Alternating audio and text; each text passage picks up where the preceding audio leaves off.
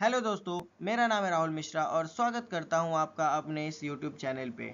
दोस्तों, मैं आपके लिए लाया हूं एक ऐसा सीरीज जिसमें आप लोग आर्टिकल्स को बहुत ही इजी तरीके में पढ़ सकते हो, उसको याद कर सकते हो और वो भी इतने इजी वे में जहां पे मैंने आपके लिए एग्जांपल्स को भी मेंशन कर दिया है। तो अब आपको आर्टिकल्स याद होगा, वो भी बहुत आसानी से। तो बने रहिए हमारे इस वीडियो के साथ, क्योंकि आज हम बात करने वाले हैं फंडामेंटल राइट्स के पहले टॉपिक राइट टू इक्वालिटी के बारे में, जिसमें आर्टिकल हम लोग 14 से लेके 18 तक देखने वाले हैं दोस्तों। तो आज का जो हमारा पहला टॉपिक है वो है आर्टिकल नंबर 14। इसमें हम लोग देखेंगे इक्वालिटी बिफोर लॉ और इक्वल प्रोटेक्शन ऑफ लॉ। ये क्या होता है दोस्तों? तो देखा जाए तो आर्टिकल नंबर जो 14 है वो भारत के संविधान के अनुसार कहा जाता है कि कोई भी आदमी, मतलब कि किसी भी धर्म का हो, किसी भी जात का हो, किसी भी ऊंचाइयों पे हो, चाहे वो बड़ा पोजीशन पे क्यों ना हो, वो लॉ के बराबर सामने जो है ना एकदम बराबर है, उसमें कोई भी डिस्क्रिमिनेशन नहीं होगा। जैसे कि क्लॉज नंबर 1 है दोस्तों, उसमें सीधी तरीके से बोला गया है कि इक्वालिटी बिफोर लॉ होगा। मतलब कि सब के लिए सेम कानून होगा, चाहे वो कोई भी हो, चाहे वो पीएम हो, चाहे वो कॉमन मैन हो, दोनों पे सेम क्रिमिनल लॉ लगेगा। उसके बाद इसी में जो क्लॉज नंबर 2 है दोस्तों 14 का, उसमें बोला जाता है कि इक्वल प्रोटेक्शन ऑफ लॉ होगा। मतलब कि लॉ सब के लिए बराबर है, सबको प्रोटेक्ट करेगा, पर वल्नरेबल लोगों के लिए अलग लॉ भी बन सकता है। वल्नरेबल लोग कौन है दोस्तों? तो एससी एसटी के लिए रिजर्वेशन या फिर वुमेन्स के लिए स्पेशल लॉ आ सकता है। तो ये स्पेशल कंडीशन में है दोस्तों। उसके बाद अगर हम लोग देखें तो इक्वालिटी बिफोर लॉ का जो मुद्दा है दोस्तों, ये कहाँ से आया है? तो ये यूके से लिया गया है रूल ऑफ लॉ, और यूएस से लिया गया है इक्वल प्रोटेक्शन। ठीक है दोस्तों, अब चलते हैं नेक्स्ट स्लाइड पे और समझते हैं नेक्स्ट टॉपिक को। तो दोस्तों चलिए स्टार्ट करते हैं आर्टिकल नंबर 15 को और समझते हैं इसके बारे में। तो जैसा कि हम लोग जानते हैं कि आर्टिकल नंबर 15 जो है वो बताता है कि डिस्क्रिमिनेशन नहीं होना चाहिए ग्राउंड पे किसी भी सेगमेंट में। कैसे? तो ये डिस्क्रिमिनेशन क्या होता है दोस्तों? तो ये भेदभाव का दायरा है। मतलब कि हम लोग अब किसी से भी भेदभाव नहीं कर सकते हैं उसके रिलीजन के बेसिस पे, रेस मतलब उसके रंग भेद पे, कास्ट, सेक्स या फिर प्लेस ऑफ बर्थ, मतलब इन सभी चीज़ों के बेसिस पे किसी भी तरीके से किसी भी समूह को, किसी भी जाति को हम लोग भेदभाव नहीं कर सकते हैं। और दोस्तों इसके बावजूद अगर हम लोग देखें तो इसके 4 सेगमेंट लिए गए हैं, मतलब 4 क्लॉज। ये 4 क्लॉज बताते हैं कि ये आर्टिकल्स का डेफिनेशन एक्चुअल क्या होता है। तो चलिए समझते हैं। तो पहला जो क्लॉज है दोस्तों वो बताता है कि ये रिलीजन के बेसिस पे discrimination, race, caste, sex, place of birth, मतलब कि ये जो एज इट इज जो पहला 15 नंबर का जो डेफिनेशन है ना, वही क्लॉज नंबर 1 है। क्लाउज नंबर 2 है दोस्तों कि जैसे कि पब्लिक प्लेसेस में किसी भी आदमी या फिर किसी भी तरीके का आप एक मना नहीं कर सकते हैं लोगों को, किसी के मतलब कि रिलीजन, मतलब कि जहाँ पे मैं डिस्क्रिमिनेशन की बात करूँगा वहाँ पे आप इन 5-6 डायमेंशन से खुद ही सोचना कि रिलीजन की बातें हो रही है, रेस, रंग भेद, कास्ट, जाति समूह, या फिर सेक्स मतलब मेल फीमेल, या ट्रांस मतलब ट्रांसजेंडर्स, मतलब कि किसी के भी बेसिस पे हम उसको डिस्क्रिमिनेट नहीं कर सकते हैं।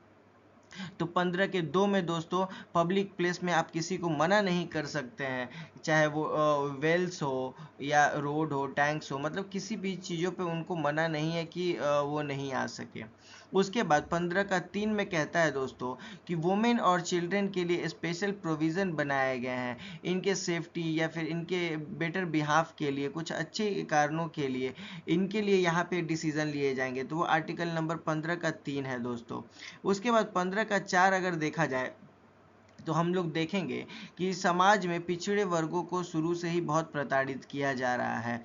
तो हमारे कॉन्स्टिट्यूशन ने, हमारे संविधान ने दोस्तों इतना अच्छा उन लोगों को अपॉर्चुनिटी दिया है कि हम लोग देखते हैं कि रिजर्वेशन भी यहाँ पे उन लोगों को मिल रहा है, जो कि बहुत ही अच्छा है। समाज से अगर समाज के उन निचली वर्ग के लोगों को अगर उठाना है तो कॉन्स्टिट्यूशन बहुत अच्छे से जानता है कि इनको रिजर्वेशन दे के इनको उठाया जा सकता है। तो रिजर्वेशन देने का अलाउ है दोस्तों 15 के 4 में। एक बार फिर से 15 को समझते हैं। तो 15 का एक है दोस्तों कि religion, race, caste, sex, place, birth के नाम पे उनको कोई भेदभाव नहीं होना चाहिए, डिस्क्रिमिनेशन नहीं होना चाहिए। 2 में है दोस्तों, किसी जगह पे आप उनको मना नहीं कर सकते हैं कि वो नहीं आ सकते हैं रंग भेद के या किसी भी डायमेंशन के आधार पे। तीसरा में वुमेन्स और चाइल्ड के लिए स्पेशल प्रोविज़न है कि उनके लिए कोई बेटर बिहाफ या फिर कुछ अच्छा सेगमेंट में प्रोविज़न बन सकता है। और 4 में है दोस्तों कि बैकवर्ड लोगों को सपोर्ट दिया जा सकता है, जो बैकवर्ड क्लास के लोग हैं। उसके बाद दोस्तों आर्टिकल नंबर 16 जो है वो बताता है कि equal opportunity in public employment. Equal opportunity मतलब क्या है दोस्तों, तो यहाँ पे आप समझो। तो इक्वल अपॉर्चुनिटी मतलब कि जो भी सरकारी नौकरियां हैं या प्राइवेट जो जॉब्स हैं, वहाँ पे आप किसी को मतलब चुन के या फिर आप किसी को मना करके या फिर वहाँ पे असमानता आप नहीं दिखा सकते हो।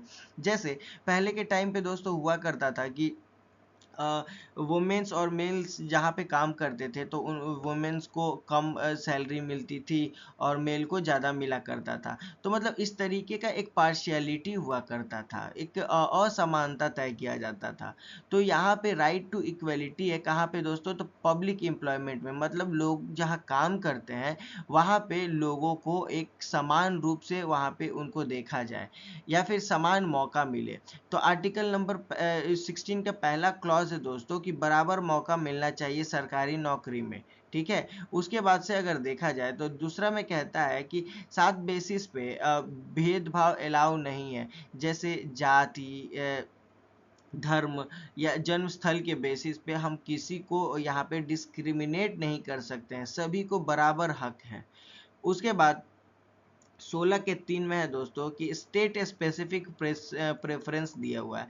दोस्तों इसका मतलब ये होता है कि सबसे बड़ी बात है ना कि हर चीज़ों में कुछ ना कुछ एक्सेप्शन होता है। जैसे हम लोग देखें तो 15 में हम लोग देखे थे कि बैकवर्ड क्लास के लोगों को सपोर्ट करने के लिए, उनको समाज में अच्छा एक दायरा देने के लिए हम लोग रिजर्वेशन देखें।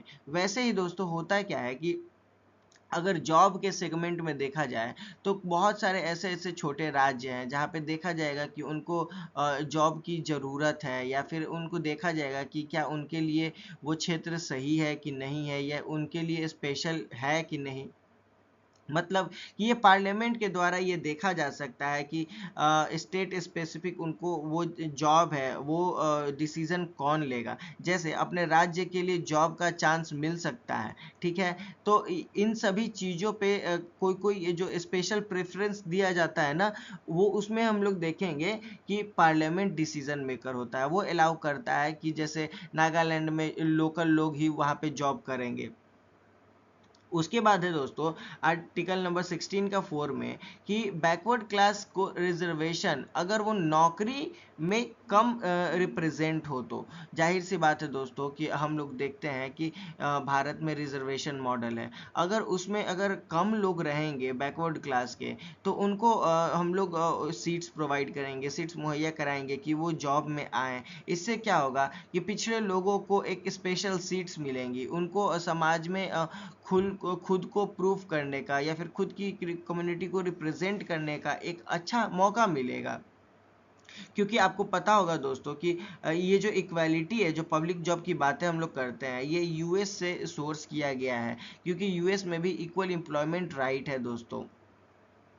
और अगर हम लोग देखें दोस्तों तो आर्टिकल नंबर 17 में ये बोलता है कि अबोलिशन ऑफ अनटचेबिलिटी। ये क्या होता है दोस्तों, तो मतलब अनटचेबिलिटी का मतलब होता है छुआछूत या फिर किसी से धर्म जाति के आधार पे या फिर वो अगर किसी भी वर्ग को अगर हम छुआछूत या फिर उनको इस तरीके से ट्रीट करते हैं तो ये गलत है। ठीक है। तो इसी का ख़त्म करने का एक एस्पेक्ट आया है जिसको एबोलिशन ऑफ अनटचेबिलिटी हम लोग बोलते हैं। तो क्या होता है कि अनटचेबिलिटी तो ख़त्म की जाती है, उसका कोई भी प्रैक्टिस अब इलीगल है, क्योंकि अब कोई भी आदमी अगर अनटचेबिलिटी को परफॉर्म करेगा, छुआछूत से वाकिफ है या छुआछूत को परफॉर्म करेगा, तो जो भी इस बेसिस पे, चाहे वो सोशल हो, रिलीजियस हो या फिजिकल तरीके से, इससे मतलब अगर ये कुछ इस तरीके का प्रॉब्लम करता है या इस तरीके का प्रैक्टिसेस परफॉर्म करता है, तो वो दोस्तों कानून तोड़ता है।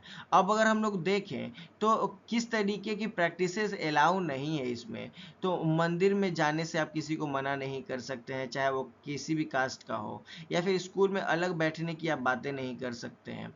आप देखोगे बार्बर, धोबी या होटल वाले सर्विसेज देने से आपको मना नहीं कर सकते हैं। शादी या सामाजिक फंक्शन में बुलावा न देने का कास्ट के बेसिस पे भी एक मुद्दा है दोस्तों, क्योंकि हम अगर किसी को कास्ट देख के अगर बुलाएंगे तो ये समाज की एक बुरी धारणा है। उसके बाद से अगर देखा जाए दोस्तों, तो कुछ इम्पॉर्टेंट पॉइंट है कि अगर मान के चलो इस तरीके का कोई परफॉर्म करता है, मगर अगर कोई आदमी अनटचेबिलिटी प्रैक्टिस करता है दोस्तों, तो होगा क्या कि protection of civil right act के अकॉर्डिंग, 1955 के अकॉर्डिंग उन पे केस बनेगा।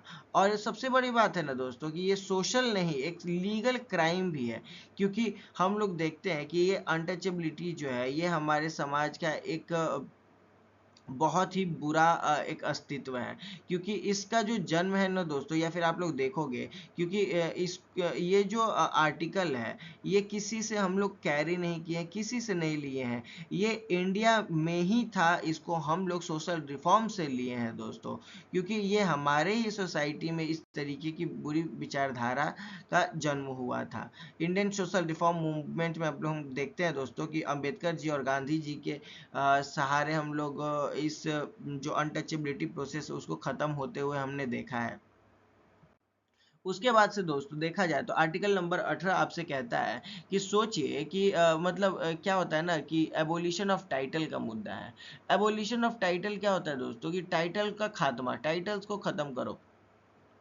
जैसे कि मान के चलिए कि अगर आपके नाम के आगे राजा, सर या ड्यूक लगता है, तो मतलब आप उस नाम की वजह से पुलिस, बैंक या ऑफिस में वीआईपी ट्रीटमेंट पाते हो, तो ये तो एक तरीके का टाइप ऑफ डिस्क्रिमिनेशन है। क्यों है? तो ये जो होता था ना दोस्तों, इस तरीके का कल्चर ये ब्रिटिश राज में हुआ करता था।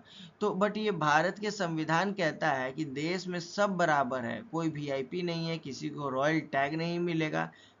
यही है हमारा आर्टिकल 18। उसके बाद से हम लोग समझे तो इसके भी 4 क्लॉज है दोस्तों।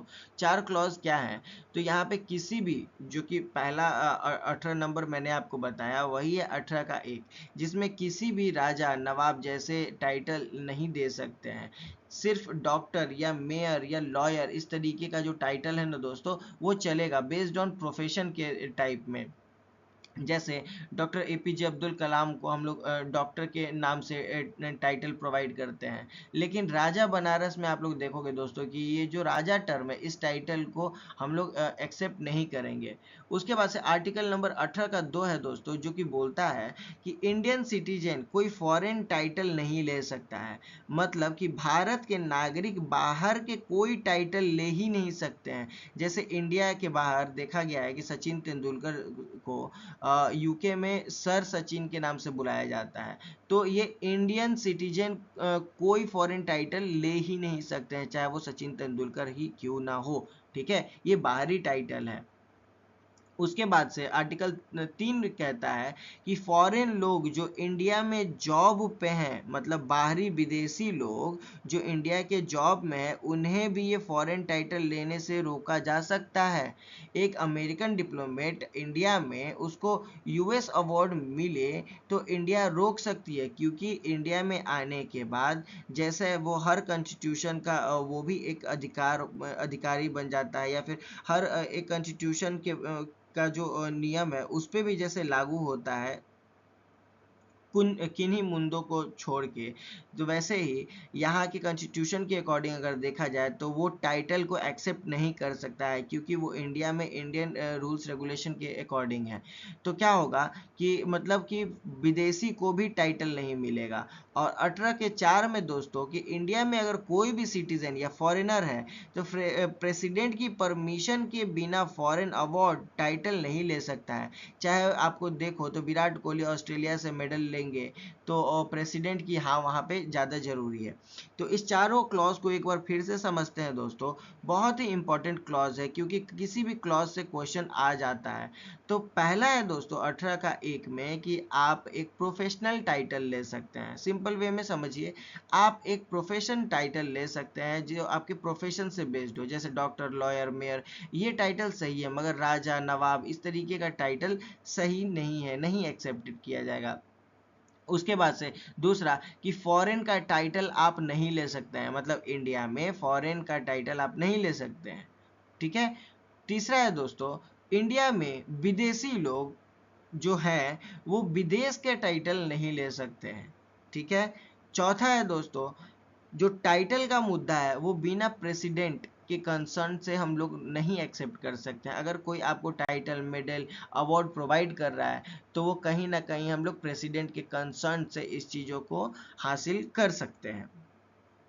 तो डिस्क्रिप्शन में मैंने पीडीएफ का लिंक आपके लिए मेंशन कर दिया है, आप वहां से जाके डाउनलोड कर सकते हैं और बेल आइकन को प्रेस करके आप लाइक एंड सब्सक्राइब कर सकते हैं, जिससे आपको रेगुलर अपडेट्स मिलती रहेंगी। तो मिलते हैं अगले वीडियो में, तब तक के लिए अपना ख्याल रखें। Thank you.